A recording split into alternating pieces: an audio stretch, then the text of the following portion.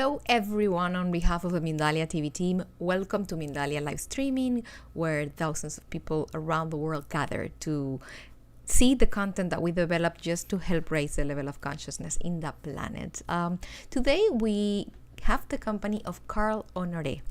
The title of his interview or this conversation is A New Mindset and the Slow Revolution.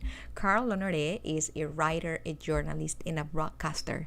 Before starting with him, we just want to remind you that Mindalia's mission is to share information that can help raise the level of consciousness in the planet, and that you can help us by liking our content, following us in our different social media. You can subscribe to our channel, because when you do that, you're helping us reach as much people in the planet, and you are, of course, helping us develop more content like the content that we are going to be developing today. Having said that, I have the great pleasure of saying, Carl, welcome to Mindalia. How are you doing today? Thank you very much. It's great to be with you. It is my pleasure to have you here, and we're going to be having a conversation about the slow movement, and I think that the best way to start this would be just asking you about what the slow movement is. What is even slow? We are in a world in which we want everything fast. We want everything immediately. With the click, we are whatever we want to be. We get whatever we want to. We get whatever we want. We buy. We sell. We read. We purchase. What's slow in this world? Slow is the opposite of all that. I mean, what slow is not, it's not about doing everything slowly at a snail's pace. That would be absurd, right? It'd be ridiculous. I'm not an extremist of slowness. I love speed. Sometimes faster is better. Sometimes I want to order something on Amazon with a click of a button, but not always, right? And that's the key to slow, this slow revolution with a capital S. It's about doing everything at the right speed, sometimes fast, sometimes slow, and then all the different speeds and tempos in between. It's a mindset, really. It's quality over quantity. It's about being present in the moment, doing one thing at a time. You remember when we used to do that? Ultimately, slow is about doing everything not as fast as possible, but as well as possible. Really simple idea, but an immensely countercultural one, and a totally revolutionary one in a world addicted to speed. In a world in which we have so many tabs open, and this is an analogy, it's not only in the computer. In the computer we're working and we have 3 or 4 different tabs open. I'm listening to a YouTube video while I'm checking my emails, while I'm having a conversation through WhatsApp, and then I don't know, I'm probably checking tickets for a future flight. But our mind is also with so many tabs open at the same time. And what you are proposing, it sounds to me a little bit like probably surrender or living the now, something like that. I want you to channel me through that. I don't think of it as surrender. I think of it more as a reboot, right? I think you're right. I think the metaphor is a good one, that we have too many tabs open on our laptops, our computers, but also in our heads, right? We've just got, our bandwidth is overblown, right? We just don't have enough bandwidth for the number of things we're trying to squeeze into every moment. So we find ourselves doing what seems so achingly modern and so much fun and so efficient. We do several things at once, right? But doing several things at once usually means doing several things not very well. And that's what the whole slow revolution is about, is saying, you know what, why not just focus wherever possible on one thing at a time, give each thing the time, the attention, the love it deserves. And whatever it is you're doing, you're going to do it better and enjoy it more. And that's from the workplace to raising children to the bedroom with your partner to whatever it is you're doing. If you're not rushing it, if you're trying to find the right speed, if you're giving your full self to that moment, you're going to get more out of that moment, whatever that moment is. Does it have to do anything with the access of information? This is a generation, this is a time in which we have more access to information than we ever had. Read the other day that in the last 50 to 100 years, we have accomplished more, technologically speaking, than it has been accomplished in 2,000 years. And the speed and the development of our lifestyle has changed dramatically. But I kind of feel that we're not only accessing information, but we are kind of greedy. And in that greed for information, maybe we are not zesting, we are not enjoying, and we are not metabolizing said information. What do you think? I think that's true. And I think that the analogy is one with obesity. If you think of us as animals that we're built for the savannah, right? For pre-civilization era, we're built for a time of famine, from scarcity. And that was fine when we lived in a world of scarcity. But now we live in a world where there's a Krispy Kreme donut on every corner. We don't know how to stop eating. The greed kicks in. It's a natural reflex, a natural inclination. We just eat and eat and eat. And there you see this kind of massive obesity problem around the world. The same thing is happening with information and social input from social media. We are hardwired to seek out social connection. And also we love the adrenaline rush of a little bit of information, sort of a little news flash and stuff. 10 years ago, we didn't have that when we left the home. Now we have it everywhere. You're in the bath and you're looking at your phone. You're standing in a line at the supermarket. People don't ever have a moment just to let their minds wander, to look up at the sky, to get bored even. We're also terrified of boredom. Immediately we get a moment where we don't have some activity programmed for us. We reach for that stimulation. So it's a kind of reflection, I think. It's a similar phenomenon with obesity. So we find ourselves with kind of information obese. We're informationally obese now, right? And what does obesity mean? It's unhealthy, it's excess, it's a lack of pleasure. It's no good, right? It takes a toll on us in so many ways. And I think that that's a big part of this, is not being anti-information. I'm not a Luddite. I love the technology. I have an iPhone and a MacBook. It's about how we manage the information, how we manage the flow when we switch on and off and that kind of thing. That's about probably taking the time to digest what we are getting. And I wanted to ask you a little bit about, you are a researcher, you are a journalist, you have been involved in this. Do we actually have, like, biologically speaking, are our brains changing, the brains of our children? Is there something different with the actual build of our hardware? I think human evolution does not move that quickly, right? So I think it's probably pretty clear that a baby born today is going to have a very similar brain to a baby born 30 years ago before Facebook and Twitter and TikTok. What's different is the childhood that child is growing up in, right? So from the very first moment, they may be looking at an iPad in the cradle, right? And bombarded by all of this stimulation and distraction and electronic input. So that changes the way they develop, right? That's going to, I think it's chipping away at our ability to focus, to concentrate on do one thing at a time, take pleasure from the moment. But that's obviously more a problem for the young who have, come into the scene, or more plastic brains and have less experience.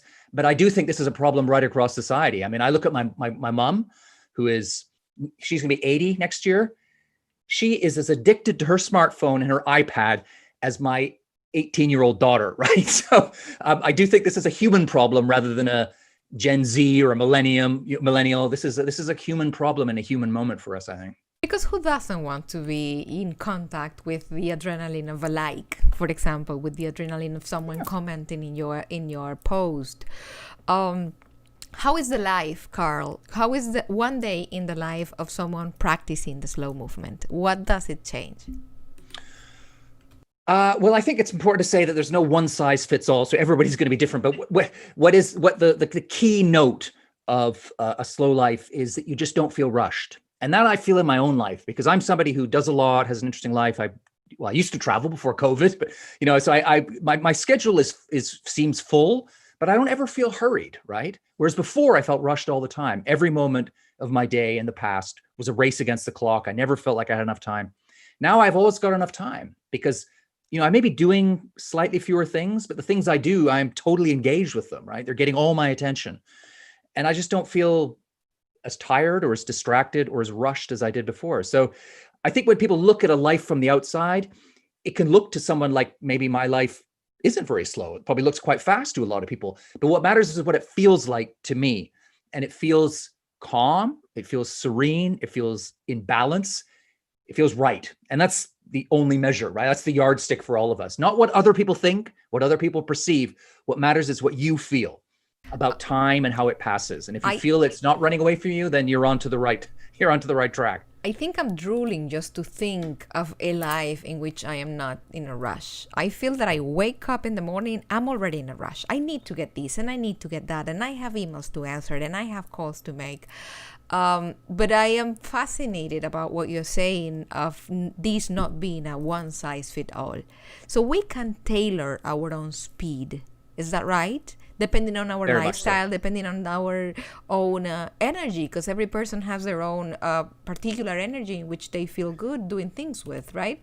Exactly. Everybody is born with their own internal metronome, right?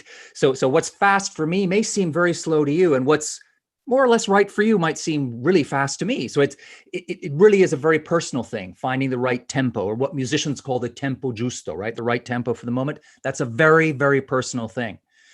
The other thing to remember is that your tempo is not always going to be the same. As you say, your energy fluctuates, it ebbs and flows, it goes up and down. So maybe this month I'm going to want to work really long days, right? It makes sense for my business. It makes sense for how I feel physically, but that's not going to be the way the whole year will be, right? Maybe next month or next week, I'm going to dial it down and perhaps I'll only put in a 4-day week or something. So it's always about not locking yourself into the same time rhythm, day in, day out, week in, month after month. It's about kind of always adjusting, modifying, ducking and diving, and tweaking the tempo that you're living at to fit you, not to get stuck in one rut. Carl, what have you found in your journaling, in your investigation? What have you found are the effects of the rush life that we are living? How does it translate into our health, for example? And I wanted to touch base with two different things: our physical health and our mental health. I think it takes a toll on both, right? I mean, it's pretty clear that stress, we know the science is very clear that feeling rushed and stressed all the time takes a toll on us in so many ways. So for many people, the wake up call when you're living too fast is a health problem, right? It's a disease, it's illness. The body says, no, I can't do it anymore. So there are all kinds of health problems that people can suffer from moving too fast physically. Lack of sleep is another one, right? That probably falls into both physical and mental. We are chronically underslept as a society now. And part of that is this fast forward roadrunner approach to daily life.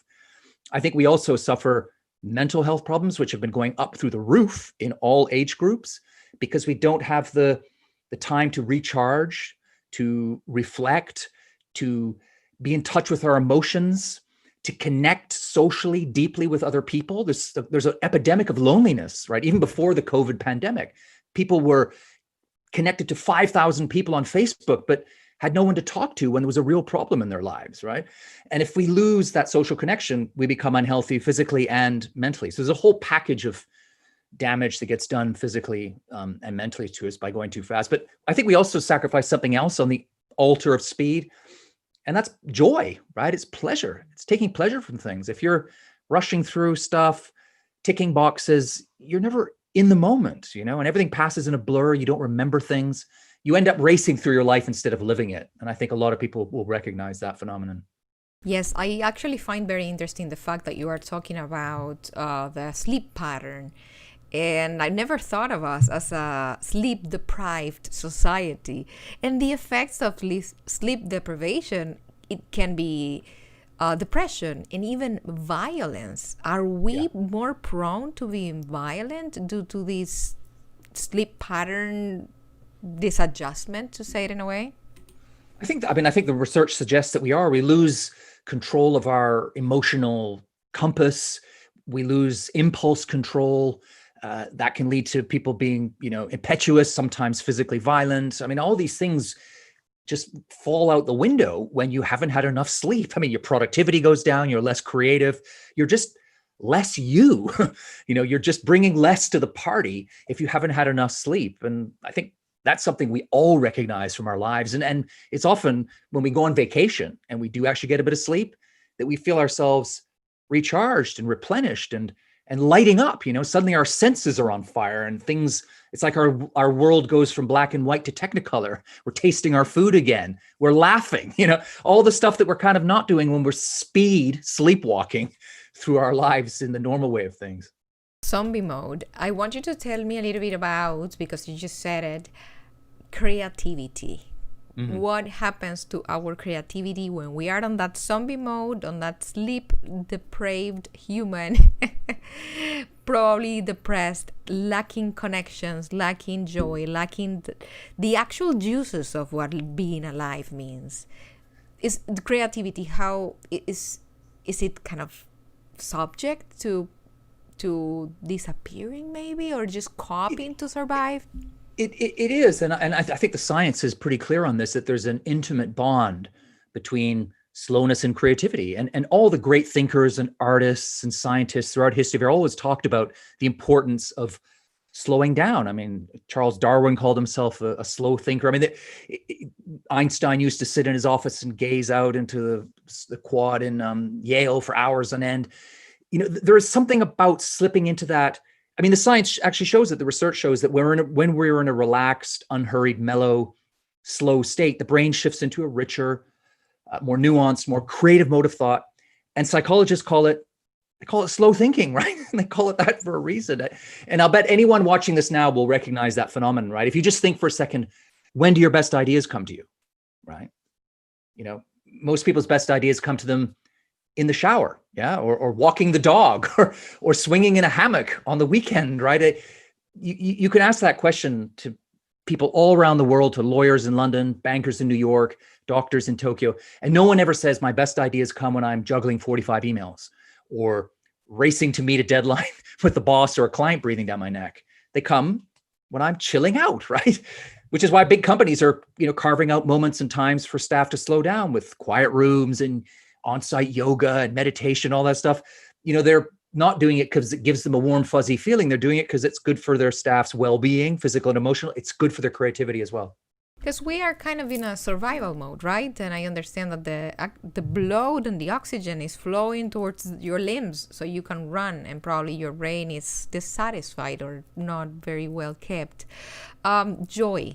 Talk to me about joy. Talk to me about connections, the human need for connecting with someone else, and how can we recover that? Do you have, I don't like the word tip, but do you have any tip or something, an advice that could help us reconnect to people that we haven't seen? Well, I mean, I think just the first part of your question is the connection there between joy and all the other stuff. I mean, it's so clear to us, isn't it? I mean, nobody lies on their deathbed and looks back and thinks, I wish I'd spent more time on Instagram, right? Or shopping on Amazon, or working for that matter, right? What we remember when we look back are those simple, slow human moments of connection. We remember that long breakfast with our grandmother, that stretched out through the morning a week before she died, right? We remember that long walk we had with our partner just before we decided to have children. We remember those moments with our kids, and all that stuff. That's what gives life texture, color, shade. It gives it meaning and joy. And that's when life takes flight, in those small, slow moments. And in fact, I think one of the silver linings of the COVID pandemic and the shutdown is that a lot of people, having been forced to stay at home, unable, like almost prevented from going outside and doing work or going and commuting, suddenly have found more time. And what are they doing? Well, they're going back to those slower pursuits. Look at this worldwide boom in baking sourdough bread, right? Or knitting, or playing board games, or making music and gardening, all these slow things that they just give people joy, right? It's a simple word, but it's a word that sits at the core of what a life well lived means. And I think slowness is at the heart of that, right? You can't program in these things. You can't schedule in a breakfast like that with your grandmother. Give her 15 minutes. Come on, Gran, talk to me. We need to connect now because I've got to get on. It doesn't work that way, right? Those deep, meaningful, rich connections only happen when we forget the clock and we just give ourselves over to the moment and let the moment unfold, unfurl, and flower and blossom like a beautiful plant, right? That's the only way it works. And it only works through slowing down. Yeah, you can't rush a flower to bloom, right? We, no doubt, live in a world of speed and of immediatism. We want everything right now. I'm guilty of that, actually. How did you got involved with this movement, Carl? What brought you to want to walk this road of slow movement? Well, I had a wake-up call when I started reading bedtime stories to my son, and I I mean, I just got too fast, right? I mean, my version of Snow White had 3 dwarves in it. It was not a, it was not a good look. My son would say, what happened to Grumpy tonight? It was just this awful scenario. And I actually caught myself flirting with buying a book I heard about called The 1 Minute Bedtime Story, right? So Snow White in 60 seconds. And I was thinking, yeah, I need that book now. Amazon drone delivery. But, that was the light bulb over the head moment. And I suddenly thought, what? How can this be? Am I really prepared to fob off my little boy with a soundbite instead of a story? And I think that was just like a moment of epiphany. And I just thought, I can't go on like this, right? I'm accelerating my life instead of living it. And that was this moment I stepped back and began to just think not only about my own addiction to speed, but like to try and see the bigger picture. And that's when I started writing about it. And it just became, in a way, weirdly, my life's work. But the good news is it works, right? It's worked for me. I've gone from being a card carrying road runner to somebody, like I said earlier, who just simply doesn't feel rushed anymore. How does it feel? And I'll tell you, Snow White's way better with 7 dwarves than it is with 3. What did you say? Like, where are the other dwarves? I don't know. They are on vacation, or they are. They're on one of the pages. I was like an expert in what I called the multiple page turn technique. It's like you try to turn 3, 4 pages. I have had the resource of being doing something else and putting an audiobook. Like, we are going to listen to this audiobook together while I'm working. Carl, we have questions, so why not? We should start reading them, and let's these people join us in this conversation. The first question is from Paz Marshall. She's in the United States, and she asked, I have been dealing with insomnia for several years. I have done everything to heal it, but nothing has worked so far. What would be your advice to calming the mind at night? I just can't stop thinking over and over, and I don't feel tired at all. Ooh, that's a tough one, especially chronic insomnia. I mean, I'm not a specialist on sleep therapy, but I mean, the tips that I always give are the things that I do myself. At the end, I make sure that at least an hour before my head hits the pillow, I'm nowhere near a screen, right? No blue light, nothing like that. And everything I do in that hour is gauged and aims towards sleep. So it would be something like, maybe having a hot bath, or reading a book, or having a conversation with, my partner or something, or whatever. It's just something that just involves shifting into that other gear and staying away from too much excitement, and definitely staying away from the news nowadays. I would recommend, don't bring that into your head before bed. I mean, if you can also incorporate some kind of activity. I mean, I've got a good friend who had a problem with insomnia a few years back, and she managed to fix it by taking up knitting. Like she started knitting, and she knits incredible things now. But at the time, she was just knitting really not very attractive scarves, but would do it for 30, 40 minutes before trying to go, and began to fall asleep and managed to conquer it that way. So some kind of little artistic craft or something that requires total focus and is tactile, involves your hands, can be a very helpful way to start tackling that problem. But good luck, Paz. That's a tough one, I know. How long have you been in this road? When did you start with your movement, with this slow movement, Carl? Oh gosh, we're talking now 16 years. I mean, it's a long time. It's probably 16 years. Yeah, 16, 17 years when it first got into this. What have you encountered? Like, how is people welcoming the slow movement? Do you find people kind of reluctant to slow down? Do you see people more open and wanting to?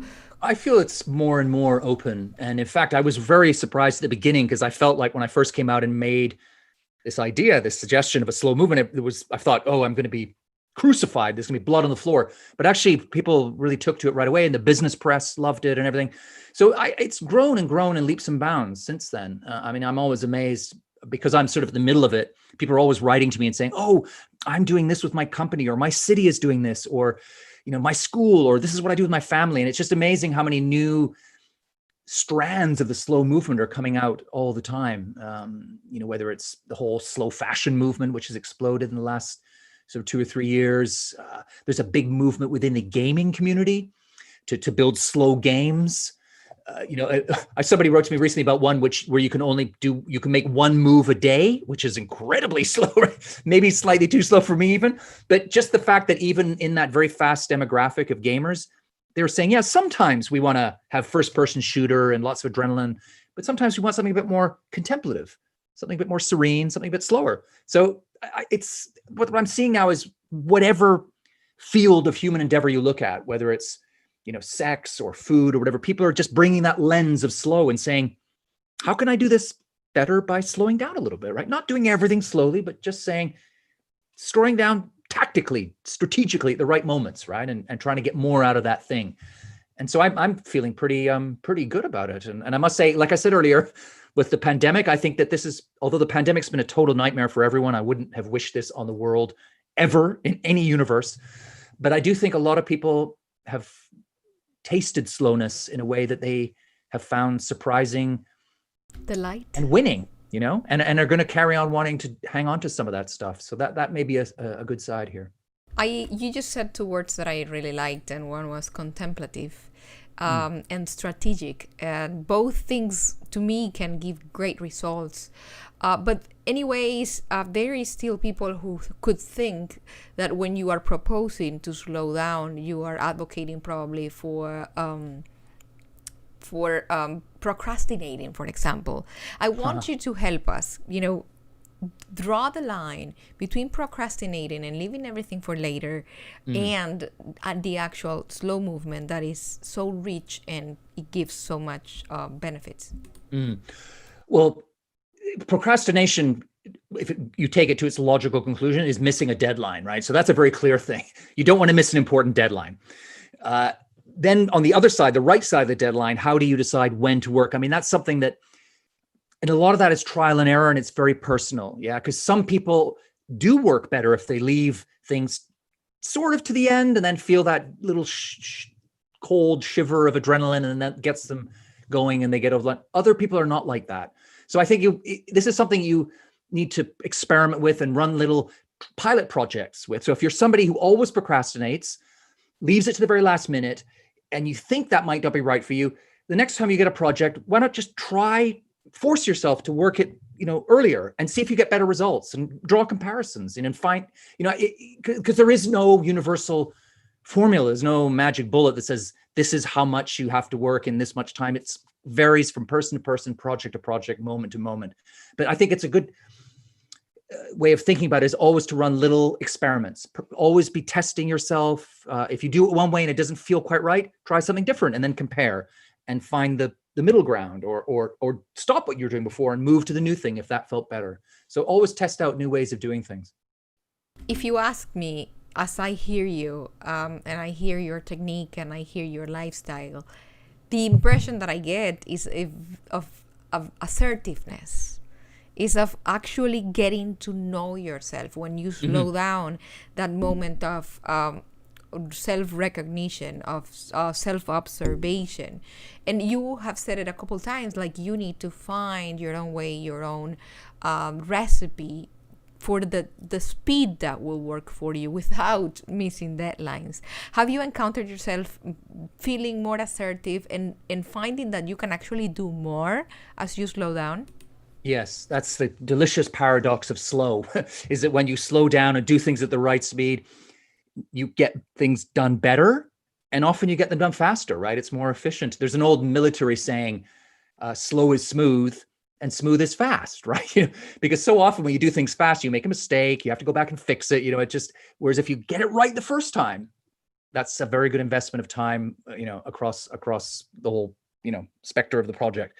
Coming back to your idea of self-recognition, I think that's one of the things that you gain from slowing down is knowledge of yourself, right? It's a meeting with yourself, because very often for people, speed, busyness, distraction, multitasking, it's a form of denial. It's a way of running away from yourself and ignoring those deeper problems and questions in your life, such as, who am I? What's my purpose here?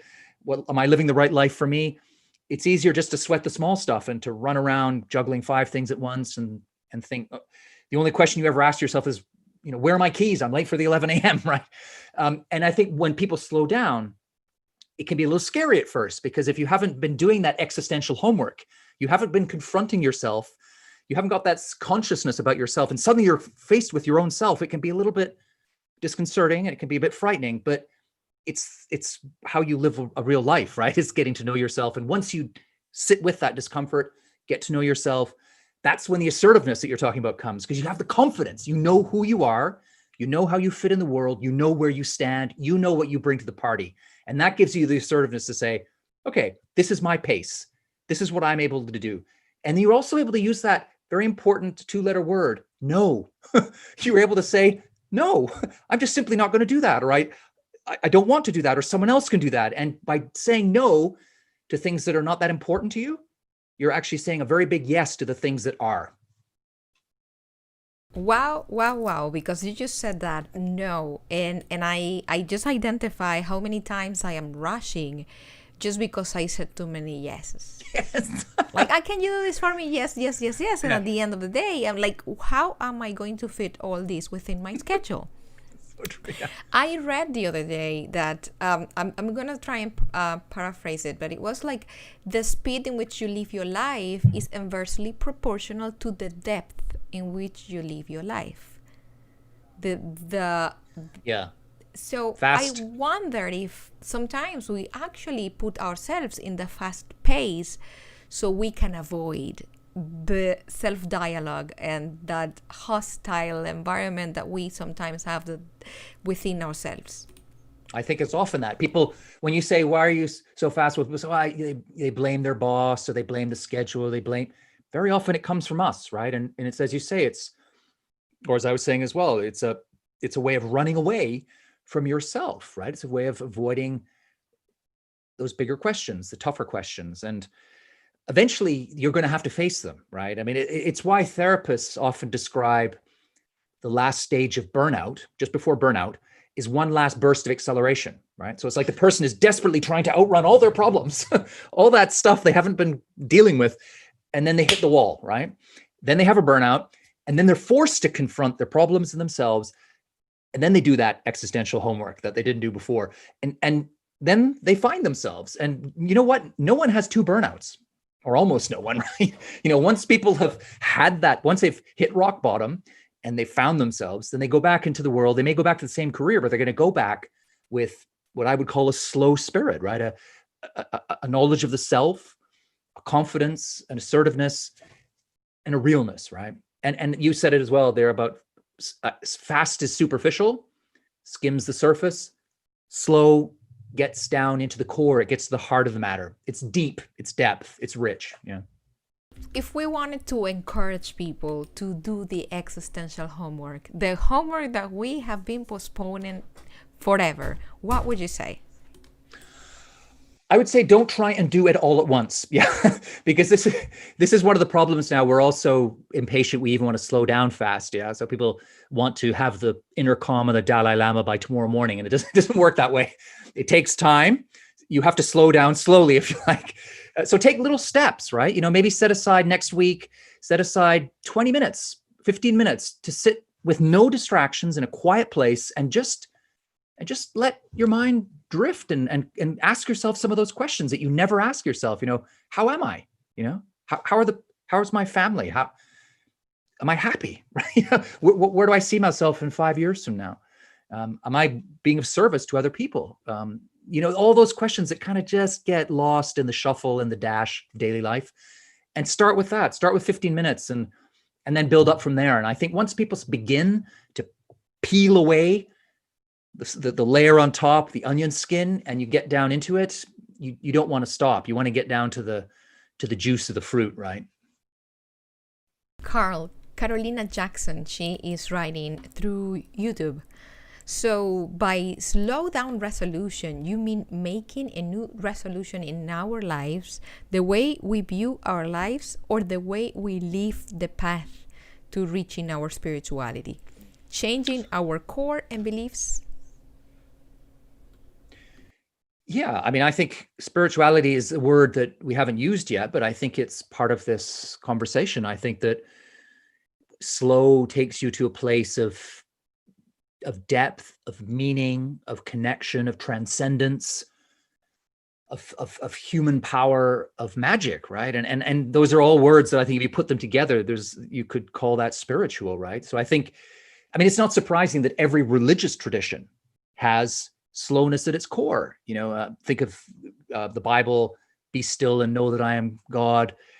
Every religion has a Sabbath, time to rest, all that stuff. These ideas are eternal. They've always been with us. So I think in a world that's kind of pushed some of those notions of rest and spirituality and depth and meaning to one side, slowness is our way to get back to them, right? Slowing down is the key that opens up that door again and gets us back to our basic humanity. That's probably the word, right? I mean, that's, or like Socrates said, it's reflection is how we attend to the soul, right? Let's talk about soul, spiritual. I mean, that's kind of what it all boils down to, right? Consciousness, soul, spiritual, different words for often the same thing. As you go to the spirituality conversation, I keep just thinking about, and it brought me back to one of the first words that we used about being hungry and craving and greedy for more and more and more, but we keep just eating the surface. When you slow down, you're able to eat the actual fruit, the actual substance, the actual nutrients of life, and that those nutrients are in connections. How do we reconnect? If we asked you, Carl, for an advice on reconnecting with yourself, reconnecting to the people that you haven't seen, how would you do that once we are so disconnected? Yeah. I think there are lots of ways that we can do that. One is touch. Yeah. I mean, this is something I think that and it's, of course, it's a difficult thing to do now in a time of pandemic, but there's something so simple and so glorious and so transcendent about human touch, right? We know it has all kinds of, physiological effects, but it's also, but just simply touching people. I think we've kind of lost that, and holding people for a minute or 2 minutes, I think can make a big connection and a big difference to the tenor and the texture of our relationship. So I would say touch is very important. Obviously with consent, right? I'm not suggesting you go out and just touch someone you bump into in the street. That could end really badly. I think also another thing that I think many of us have rediscovered in this pandemic moment is walking, right? There's something about walking. That walking has this extraordinary effect on the human body and mind. All the great philosophers have talked about the importance of walking for reflection. Nietzsche famously said, all great ideas are conceived while walking. There's something about walking, especially walking with someone else, going for a walk, a really simple thing, just being together. We're moving, physical beings together, but the conversation that can flow, you're not facing each other. So it's less confrontational. You're both looking forward. There's something about going for a good long walk with someone, I think, that is a really good way to connect, and it's free and it's there for everyone. Even in pandemic times, we can go for walks. So a third one I'd throw out just to finalize the list would be get back to food. Yeah. I mean, eating together. And I don't mean wolfing down something from Deliveroo on the sofa while watching Netflix. I mean, breaking bread together at the table with the phone switched off. And because, I mean, the word companion comes from the Latin words with bread, right? Because it's precisely when we break bread together. Yeah. It's when we eat together with all the gadgets taken away, just simply that simple human act of sharing food together that we are at our closest. And that's when connections fire up and things really begin to flow. So that would be another thing I would suggest to people is eat together, not on the sofa in front of Netflix. Thank you. As we reach the end of our conversation, I wanted to give you a moment so you can give us your closing thoughts. Gosh. I mean, I suppose my thoughts come back to this moment we've had because it's hard to get away from this pandemic moment, right? I mean, I feel like one of the upsides is that we've been given back control over, many of us, okay, this isn't everyone, but many of us have regained control over our time in a way we'd never tasted before. So we're not commuting to work, we're at home, we're deciding when we work, when we switch off, when we don't. And that is at the core of the slow movement, because you have to give people control over their time in order for them to be able to use that time wisely, healthily, joyfully. So I think it's interesting that even when companies are saying, come back to the office, people are saying, no, I'm actually kind of happy staying at home, right? And I'm more productive. I'm getting things done. I haven't missed a deadline. Things are going really well. And I'm really enjoying controlling my time. Because some people get up in the morning and they can bash out 2 hours of creative work. Some need 2 hours to get out of bed, right? But if you allow people if you give them the levers to control their own time, that's when the music and the magic happen. So I'm hoping that that's one of the lessons we will take forward from this pandemic. The other lesson, of course, is what I said earlier, that these slow pursuits and the joy of slow things so if we could take those two things forward, maybe this dark moment can turn out to have had a light side to it. I thank you for the optimistic thought. I agree with you, definitely, and we're looking forward to hear the music of those accords. So it's gonna be amazing. Before we leave, of course, we want to thank the people that joined us today and remind you that Mindalia is an international nonprofit organization. You can collaborate with us by liking our content, sharing it. You can follow our social media, subscribe to our channel. When you do that, you are helping us reach as much people in the planet as possible. I'm going to say goodbye now. And as always, thank you for being with us. We will see you again in the next Mindalia live streaming.